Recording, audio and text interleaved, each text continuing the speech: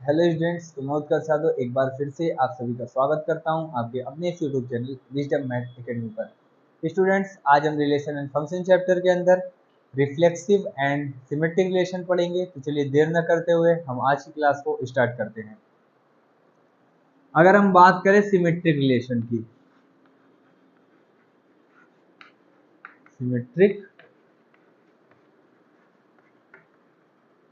Symmetric relation, इसको हम एक एग्जांपल के माध्यम से समझते हैं। मान लेते हैं हमारे पास कोई सेट दिया हुआ है ए, जिसमें नाम क्या क्या है, एम मान लेते हैं, के मान लेते हैं और क्या मान लेते हैं, जी।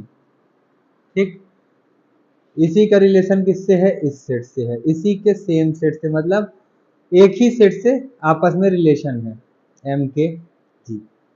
ये कोई सेट है, इसका रिलेट करना है आपस में, है ना, ए टू ए करना है।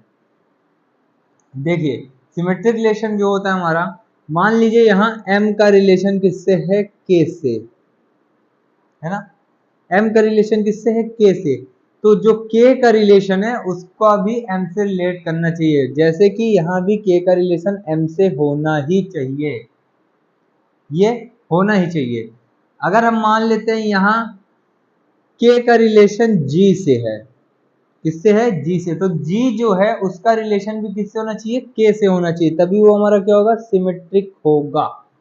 ऐसा समझ सकते हैं आप डिफिनीशन के तौर पे, अगर हमारा ए कॉमा बी जो है वो बिलोंग कर रहा है किससे, रिलेशन से, तो जो बी कॉमा ए है वो भी किससे करेगा, बिलोंग, रिलेशन से ही करेगा। तो हमारा क्या होता है, सिमेट्रिक रिलेशन होता है ना।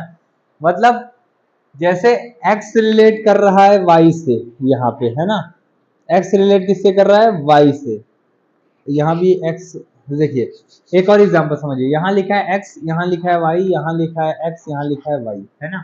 अगर यहाँ एक्स रिलेट कर रहा है वाई से, तो दूसरे वाले में वाई को भी रिलेट करना चाहिए, किससे, एक्स से, तभी वो हमारा क्या होगा, सिमेट्रिक रिलेशन होगा। तो सिमेट्रिक रिलेशन क्या होता है, एक का संबंध जिससे हो उसी का संबंध उससे भी हो, मतलब उस एलिमेंट से भी हो, तो वो हमारा क्या हो जाएगा, सिमेट्रिक रिलेशन हो जाएगा। ये हो गया हमारा क्या, सिमेट्रिक रिलेशन। अगर हम बात करें यहीं पे किसकी, किस रिलेशन की, अगर हम बात करें अब रिफ्लेक्सिव रिलेशन की, जिस जो कि हमारा क्या है, दूसरा टॉपिक है आज का। रिफ्लेक्सिव रिलेशन अगर हम समझना चाहें,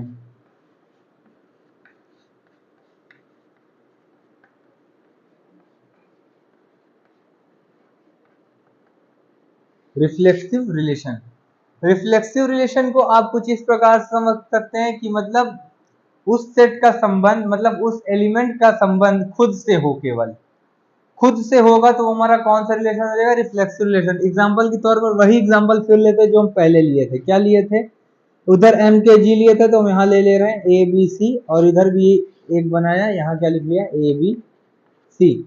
ये रिफ्लेक्सिव कब होगा, ये रिफ्लेक्सिव तब होगा जब ए का संबंध किससे होगा, ए से होगा, बी का संबंध बी से होगा, सी का संबंध सी से होगा, मतलब जितने भी एलिमेंट। अगर एक और एग्जांपल देखें हम, ये रिफ्लेक्सिव कब होगा, जैसे लिखा है यहाँ 1 2 3, और यहाँ भी लिखा है क्या,